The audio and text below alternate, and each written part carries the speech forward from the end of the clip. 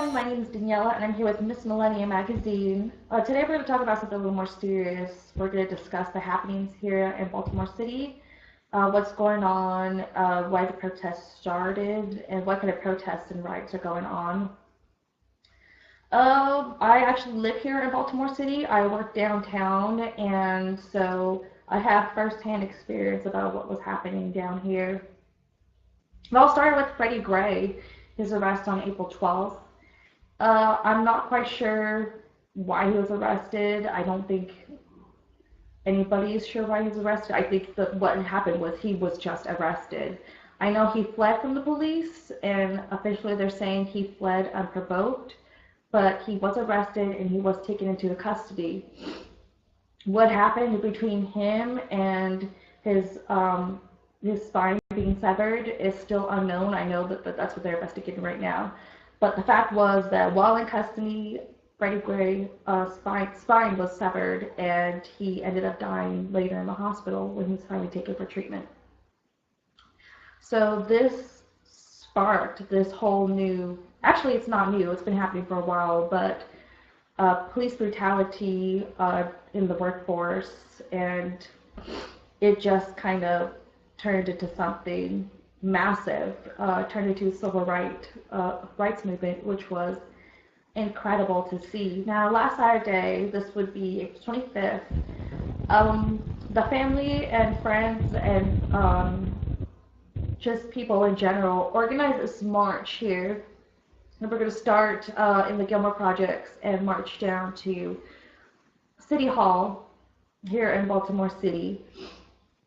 And it was peaceful. It was very, very, very peaceful. They marched together in silence, and when they did get to City Hall, it was not a riot. It was not aggressive. There was nothing going on down there.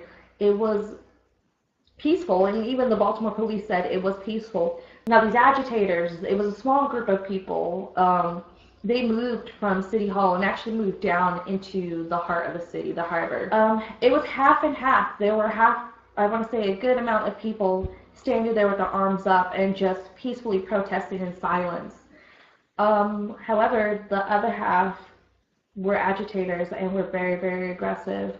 They were getting to the police's face, yelling at them, screaming at them. And they started to throw things at them. They started throwing rocks and cones and anything they could pick up off the floor out of trash cans. They were throwing it at police officers. And from there, it just escalated to something that they were not expecting. Agitators began throwing rocks and bricks at businesses. So it was sad to see, and it had nothing to do with the peaceful protests, the protests for justice in the name of Freddie Gray. Yesterday was Monday, April 27th, and we were not expecting any kind of protesting going on because the family actually said they didn't want any protests as they buried their son. With him, I was pulled aside by one of the security officers who told me that he had locked the entrance doors nearest my business, and he proceeded to tell me that there was a protest planned going on by juveniles, by high school students. And so what the Instagram post was, I actually have it, I'll bring it up, was all high schools on Monday at 3 o'clock, we're going to purge, that's the word they use, purge. And the march was going to be from Mondawmin Mall down the avenue where Freddie Gray was arrested and to downtown, which was where our place of business was.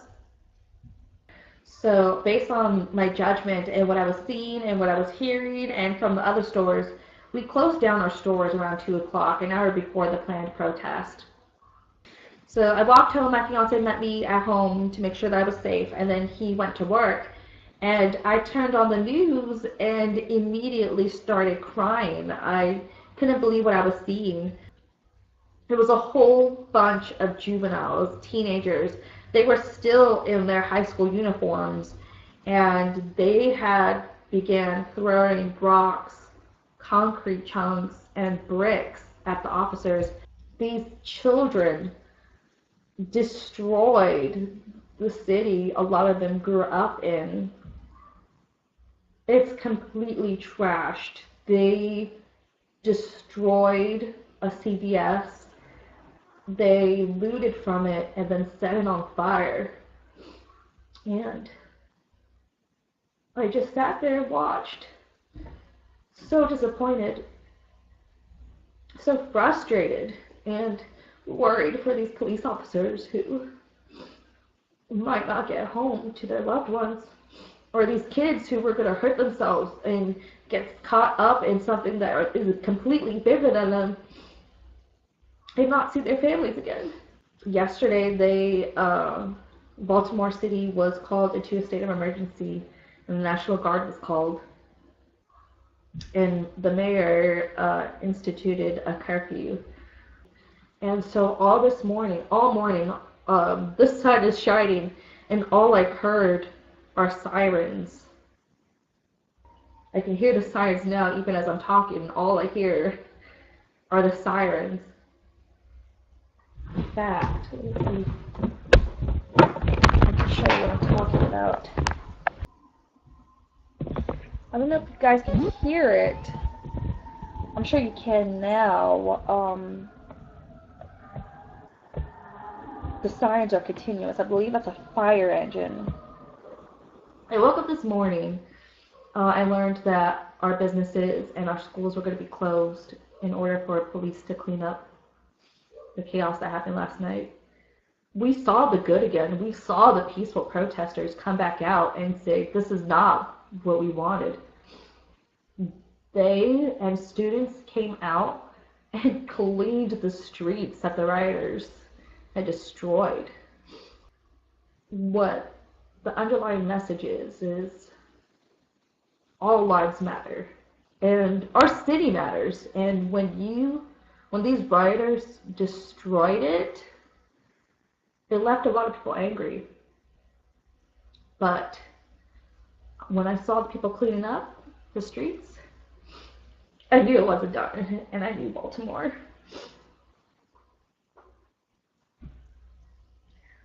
was going to come back from this. Sorry. If you guys have anything to say about this, this is totally open. How do you feel about what happened in our city Saturday night and yesterday? That's it. See you later. Bye.